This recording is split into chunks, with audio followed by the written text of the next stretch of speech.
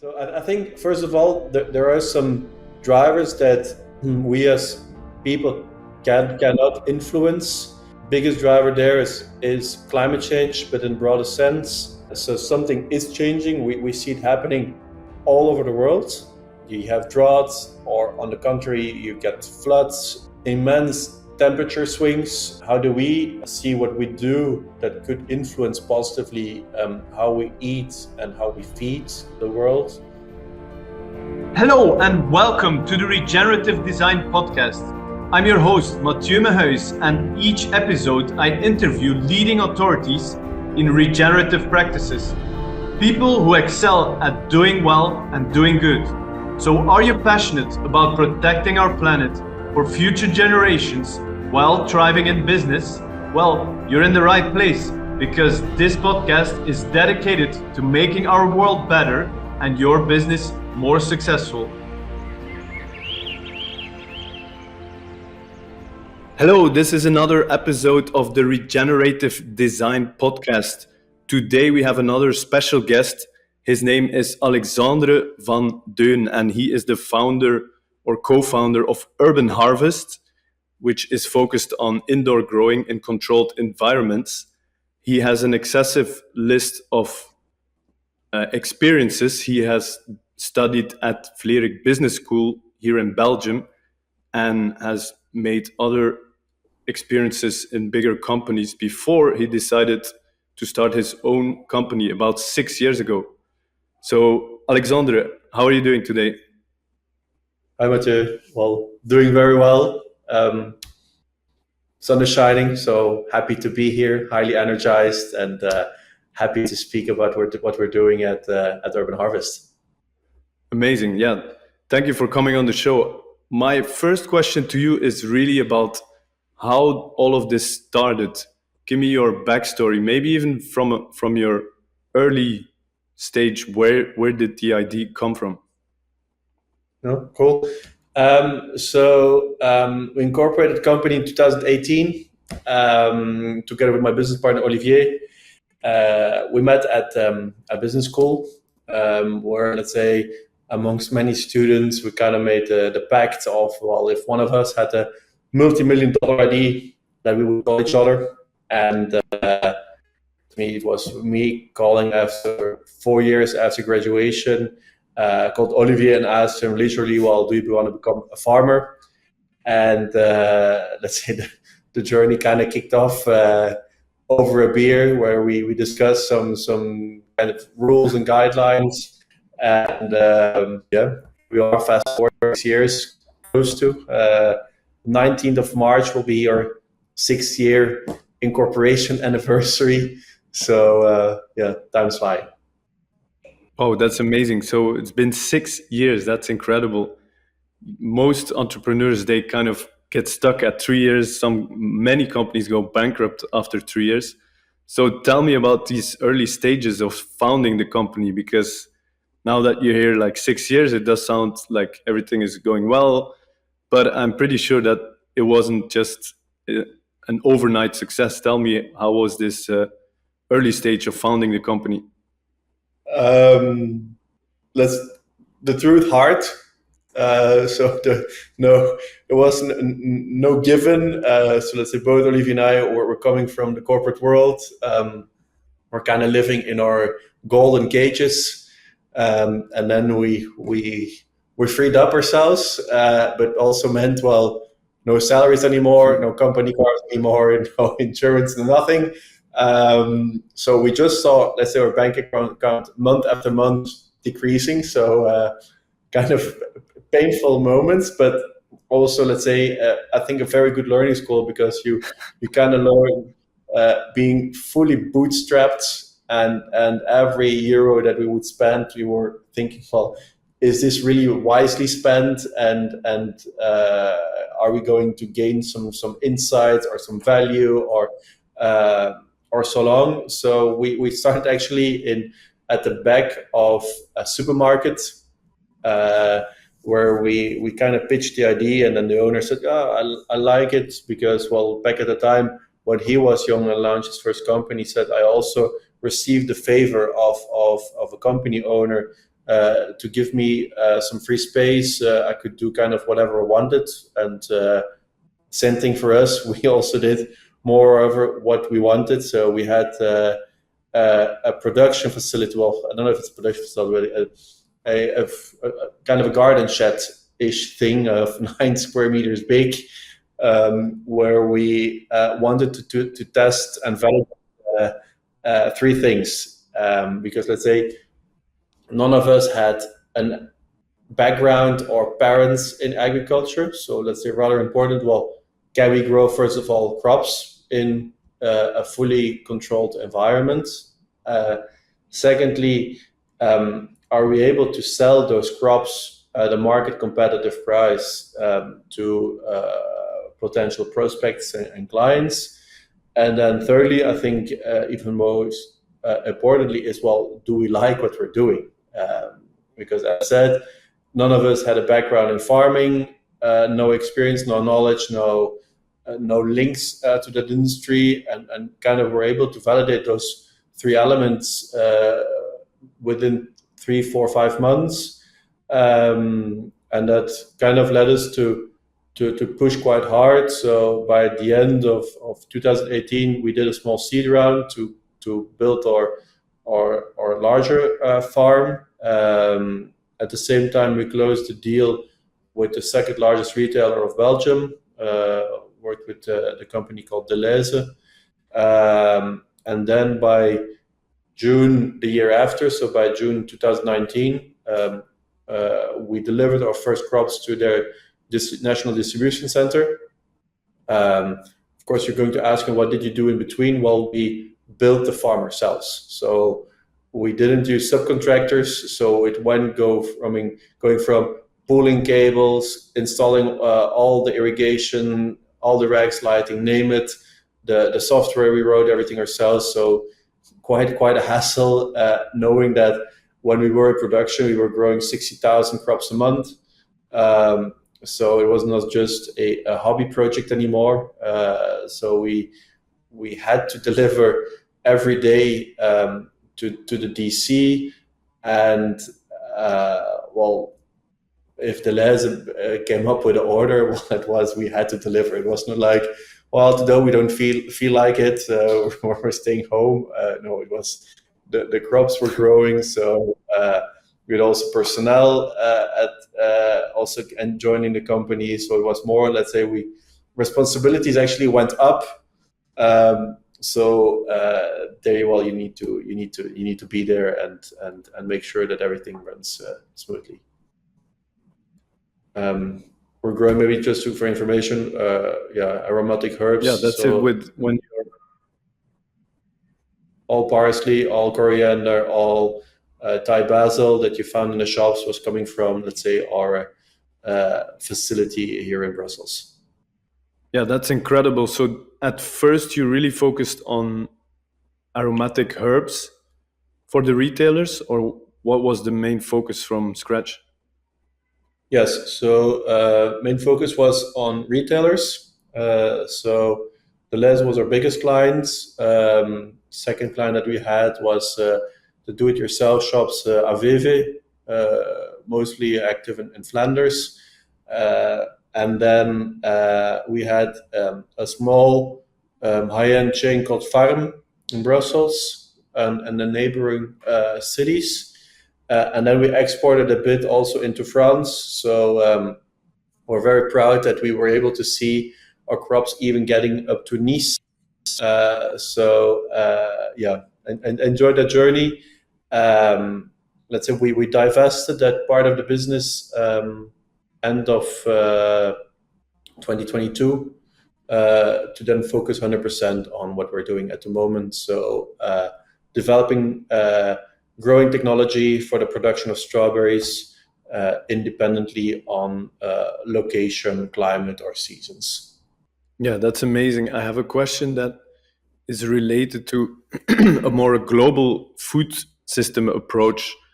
Like your growing system, how do you see that it can be part of a bigger picture where we actually focus on producing healthy and accessible food on a global scale? What I believe is, I believe many things. So I think, first of all, there are some drivers that we as people cannot influence. Biggest driver there is climate change, but in broader sense. So something is changing. We see it happening all over the world. How do we see that? We see that in really extremes. You have droughts, or on the contrary, you get floods. You get immense temperature swings. Saw that last month that in Texas it was freezing. Here in Europe, we had in September the hottest nights ever recorded, which influenced my industry massively. So strawberry production, that ended up having, let's say, a massive amount of strawberries in September, beginning of October, and then there was a big gap in between, let's say, the northern production and the southern production. So you see already that big driver that's, let's say, just given. How do we see what we do that could influence positively how we eat and how we feed the world? Is, we're believing that due to the fact that things are changing, that you need to be able to either protect your crops or being able to grow your crops faster. Meaning, what we see is that you could potentially put the first stages of the crop in an indoor farm, and then when you need to grow them big, then you plant them at the right moment. Well, of course, what's the right moment? But that's case by case, so that your outside growing period is the shortest possible. You see that definitely with all types of grains and so on. If you just could win those first weeks, because the crops are the most vulnerable. If you seed or you plant those very, very tiny young plants, there you can kill them very, very quickly. If you can overcome that step, I think the indoor farm has proven already just for that it has a big added value. What we see in our industry, meaning the strawberry industry, it's often related to food miles that we can, let's say, put a big effort on that, or being a big advantage. Also on the water consumption side, you definitely see that there is a big impact that you could generate. So it's really depending on the location that you kind of will have a specialization in the growing method. What do I mean with that? We see that you will have crops that will be still 100% suitable for outside production. Then you will have, let's say, all the types of covering, going from the plastic tunnels to the plastic greenhouses, the glass greenhouses, the heated greenhouses, the lighted greenhouses, and then you end up, let's say, in the fully closed environments that we're active in. So let's say blocking all outside factors, which can be positive and negative, just to bring control to your crops, and being able to grow year-round productions so that you can influence the market positively. Yeah, thank you for that answer. I really like that, what you said about the fact that your system can actually be complementary for the bigger soil-driven farm production, because we will still definitely need that to produce most of the food, I think. But like you said, in certain climates already today, it's just become very harsh, very difficult to grow outside. And then this can be a solution to produce more food locally, right? So I have a question that is, it might be a bit controversial, but in the whole agricultural sphere, there's different opinions.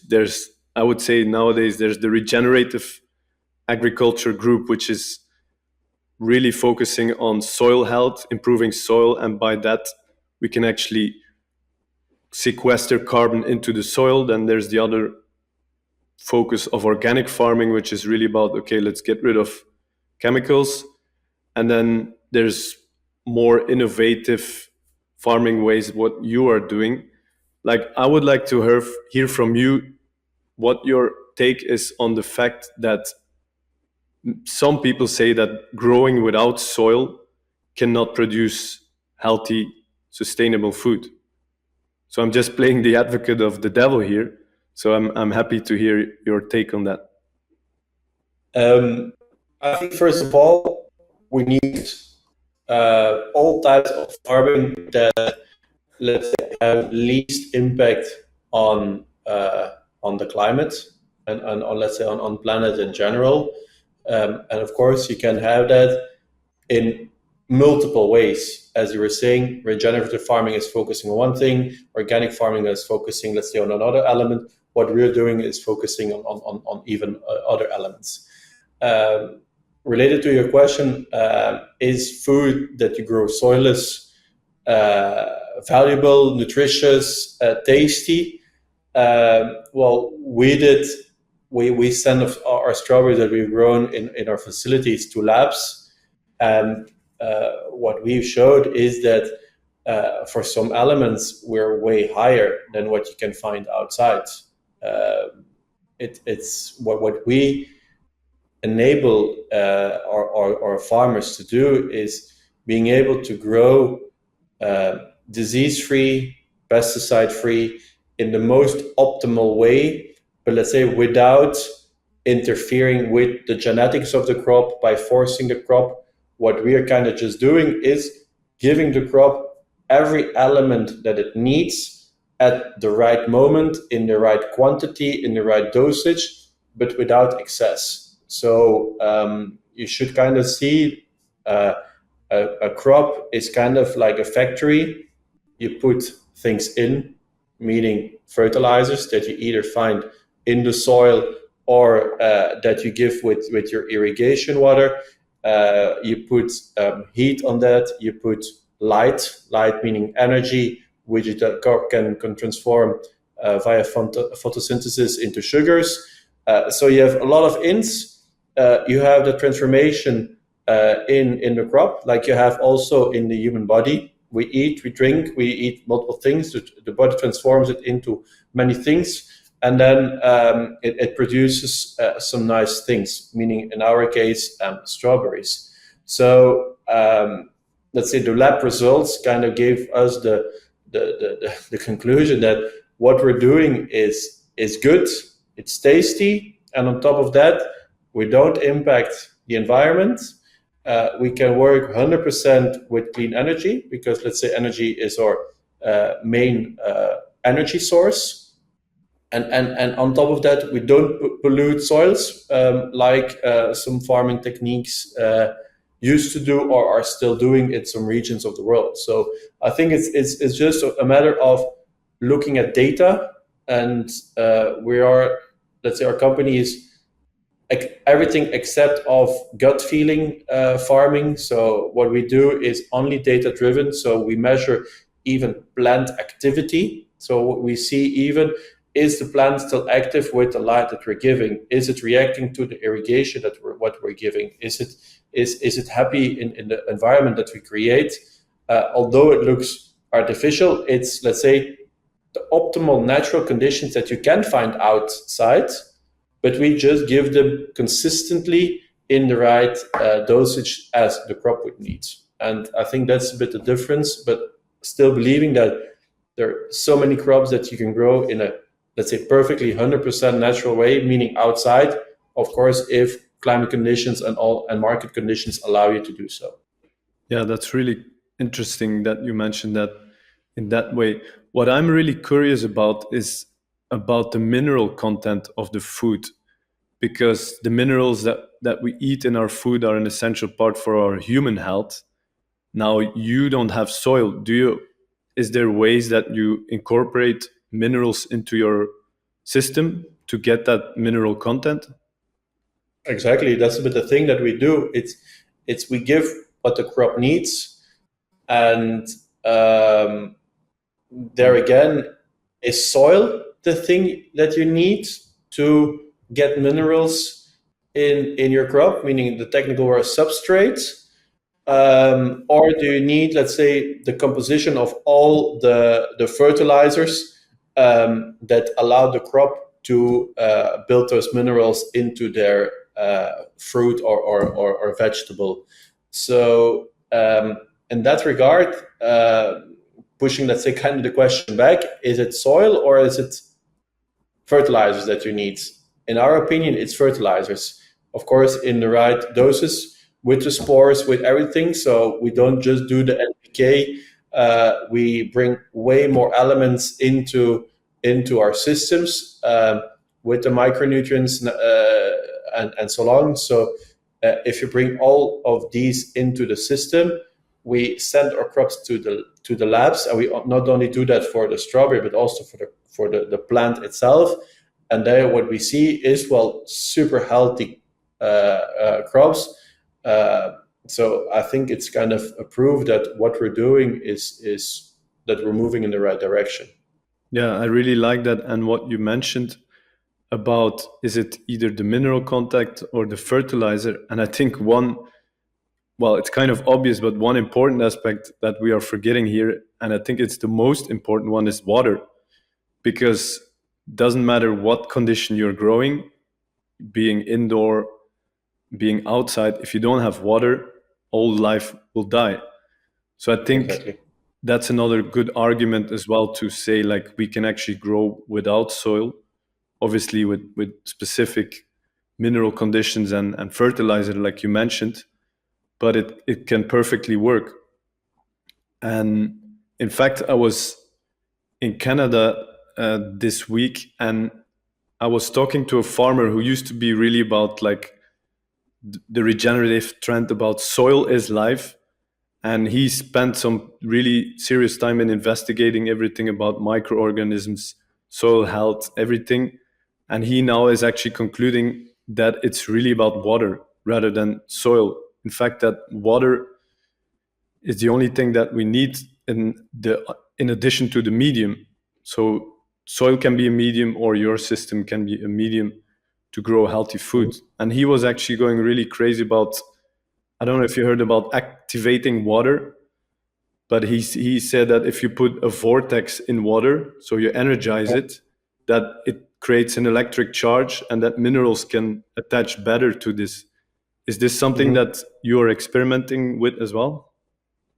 Not in our company, but there's a different technique with nano bubbles, for example. So it's a similar idea that's popping up here and there. That just for the same thing, what we see as an explanation for that is, well, you need to have water, but you need to have at the same time oxygen.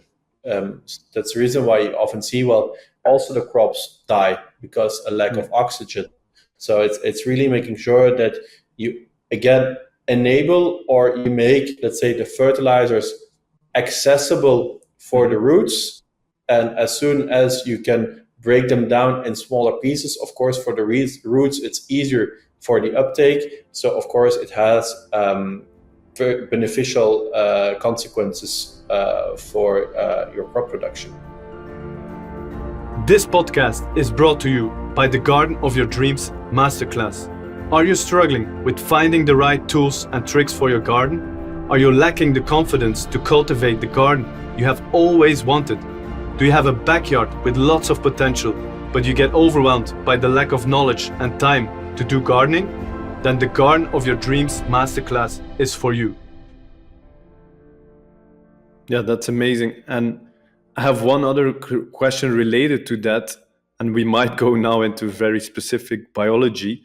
But from my knowledge, I know that microorganisms play an essential role in a soil system. They play an essential role in making nutrients available for the plants through the root system. And in fact, I now came across that roots are actually inverted stomachs, like our own stomach, where we have our own gut, which is full of microorganisms, that in that way we can digest food and take up the nutrients. Pretty much the same thing is happening under the soil. So I'm very curious to hear how, if you can measure microbiology in your system. Are you managing it in a certain way? Let's say measuring it as such, no, didn't come across yet of a sensor that could measure that directly. What we do, however, do is, we recirculate water and water recipes with the fertilizers and so on. So there is definitely some activity in it. But how is that expressed? Big question mark. So we're not looking yet into those aspects. Yeah, okay, that's interesting. Probably, well, most of the microorganisms even move around in the air, so probably they will end up in your system by air as well. Or maybe it's just less relevant than I thought.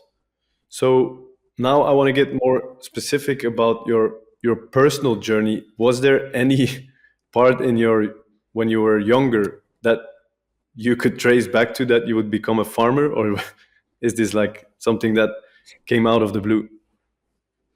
No, no. Let's say becoming a farmer was never in my top three of profession that as a boy I would like to become. What, however, was always the case is I love being outside.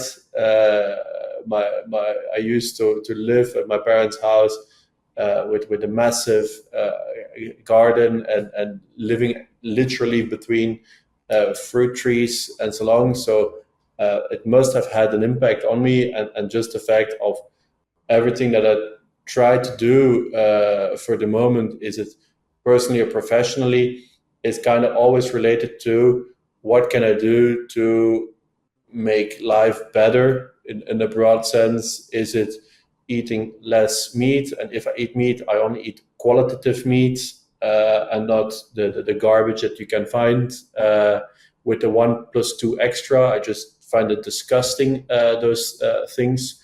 But I think it's just broader. It's also I'm involved in a plastic recycling company.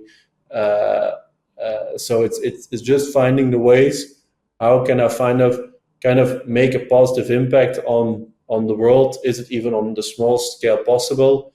But just try those little things to improve. And then when kind of thinking, well, what's my step, when I was working for my previous employer, was, well, I saw 2 or 3 big categories that were interesting. I think energy is one, because without energy, well, let's say our civilization wouldn't exist, because it's always a transformation of one product into another, thanks to the availability of energy. Before, let's say, a lot of fossil fuel. Let's say also the engine that made Germany big.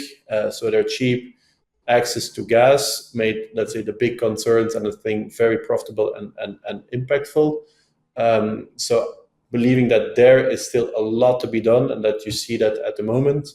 And then you have everything related to, let's say, humans as such, going from food into pharmaceuticals, into biotech, and, well, unfortunately not having the brains to go into biotech or pharma. I thought, let's look into foods, and then well, food as it was what is has been grown forever. So really found, well, that's the way to dive into. So Yeah, amazing. I love that, because what you said is that if you wanted to go into pharma, you'd be making medicines, whereas now you're producing healthy strawberries that can function as a medicine. So exactly. I think I hear it correctly that you said you're also involved in an energy, in a recycling business. Yes, recycling and actually energy businesses. It's 2 projects that I support, both they're active in Africa. So one company is recycling plastic out of nature, located in Cameroon, Gabon, and now sea. And the other one is setting up decentralized water turbines first located in Kenya and also moving now into the DRC, because the second company, you see, everything starts with energy. Just to give you super example is, well, in Kenya you can still grow food. It's more in the south of and let's say the regions where there is water, as you were mentioning before. Water is life. But those guys, transport is still that bad, so you need to be able to store them. But to be able to store food, you need to have cold chambers, and cold chambers, you mean electricity. So they just enabled by bringing electricity to those villages and, let's say, renting cold chambers as a service. Those people ended up by being able to grow food, store food, and sell food, let's say, in a normal pace, instead of having to sell the full farm, or let's say the full produce, which ended up in lower prices. So again, lower income, and so less, let's say, financial viability for those little farms. And then same thing with the plastic recycling. If you see how nature got spoiled there, with rivers just getting fully trapped by the plastic. It's an organization that's working also. It's working post-consumer. So you buy a plastic drink or a bottle with a drink in a plastic bottle. You don't have those recycling services as we see in Western Europe, so it ends up in nature. So they're focusing on that, and also on pre-consumer goods. So all plastic waste streams of industries, they recycle that in Cameroon and Gabon, and they make end consumer goods. So they make plastic pallets that you see for transportability, and they make those straps locally. So trying to help those guys as well. So it's always kind of related to the people, to planet, to do something good and nice. Yeah, that's really fascinating. I really love the idea that you said it, or not the idea, the thing that you're actually doing is to help local farmers set up a food storage system.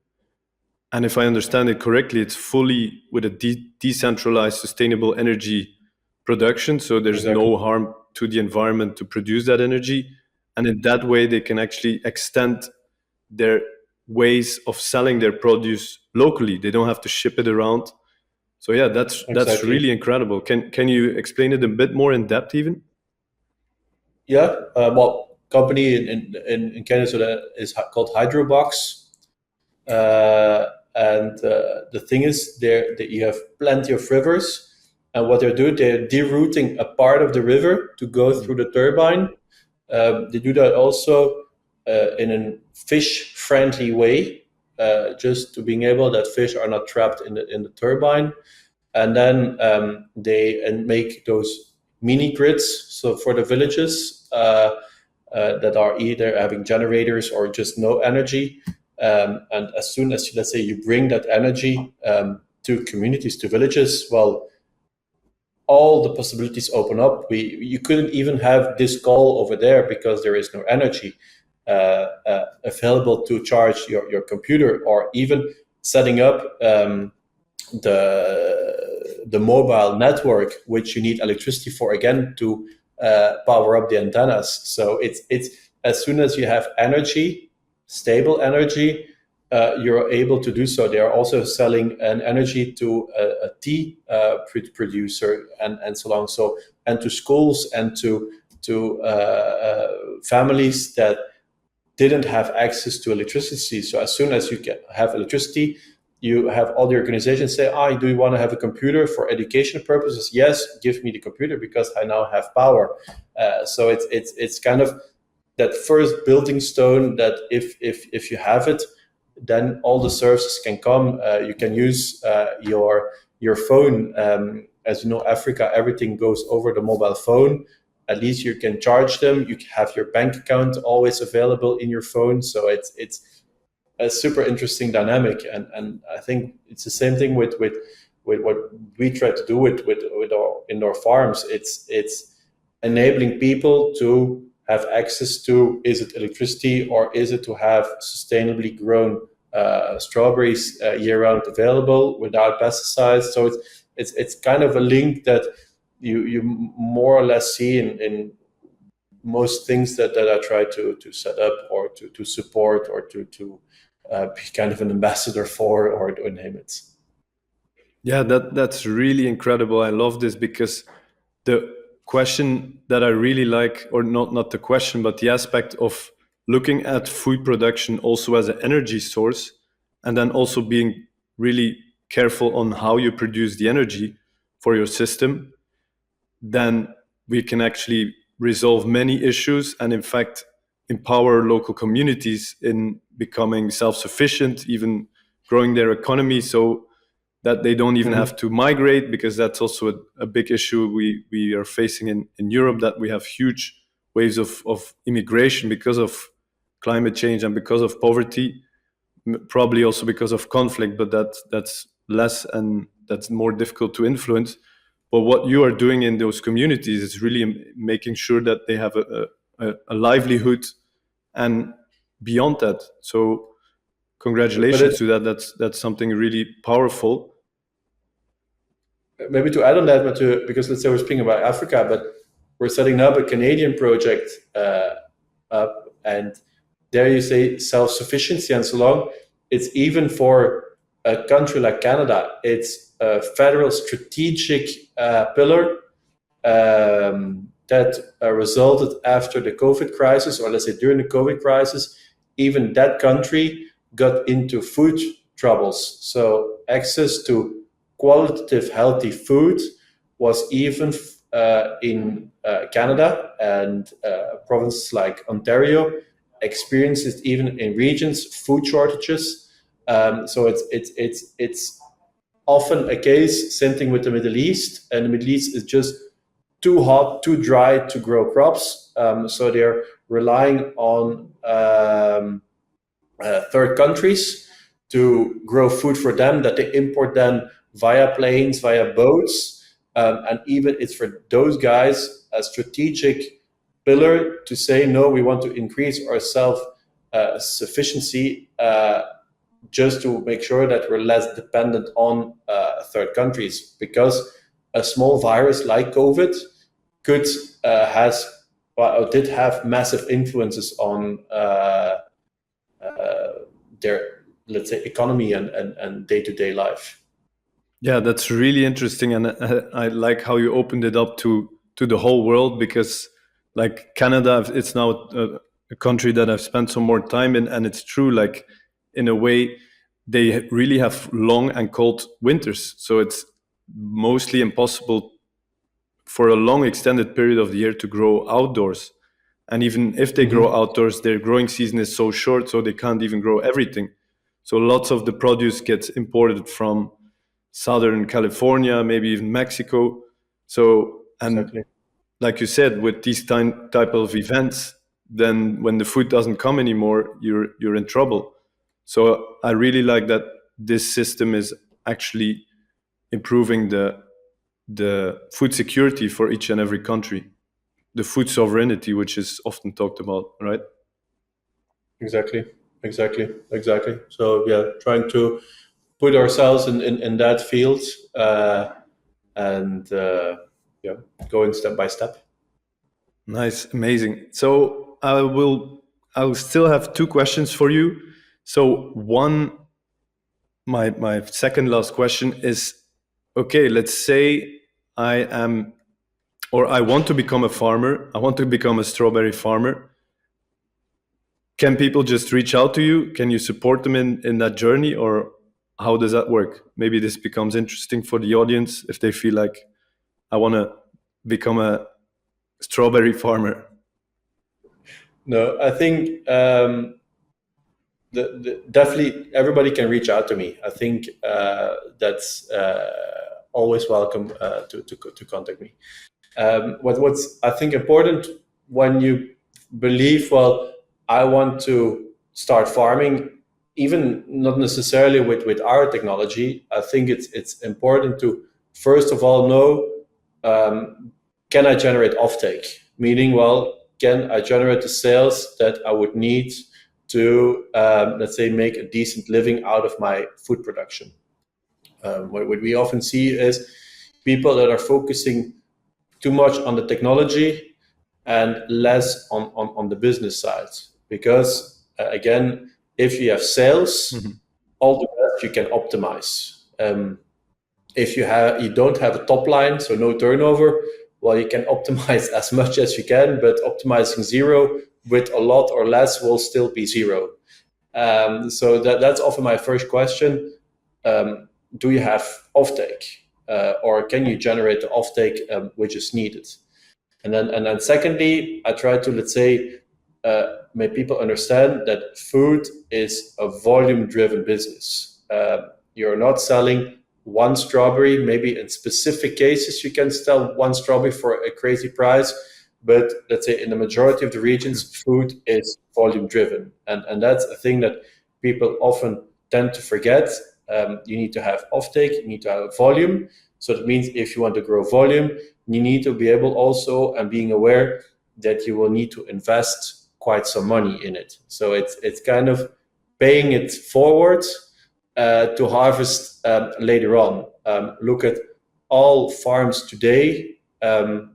It's either big corporations with a lot of land that need to invest in machines, or you have a bit less land, but then you need to invest in a greenhouse, or you need to have cheap land but a lot of labor. Again, accessibility of labor putting a lot of question marks in many regions in the world. So it's all those concerns that people kind of need to be aware of, that food, I think it's an amazing business to be in, but you need to be able, well, where are going to sell, which volume, which prices, how are going to be set up. And of course, having, let's say, the mindset that you will need to invest first before being able to harvest what you invested in. So it's those elements that I think your audience definitely should think about. It's not only for what we do, it's for, let's say, all food related businesses that those elements apply. Yeah, amazing. Thank you for clarifying that. That's really an important point to consider, right? Because I've interviewed some other people in the urban farming business, and they exactly say the same. Like, the enthusiasm is so high because it spikes the imagination of, oh, let's grow indoor and make it super techy and everything.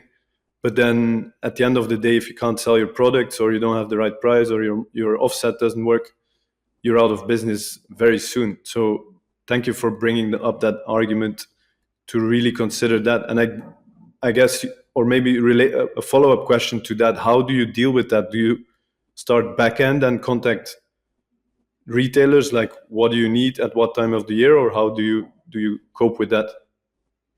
No, we can support our clients from the beginning to the end. So it's setting up all the facilities, it's technical support, it's biology support, it's operational support even.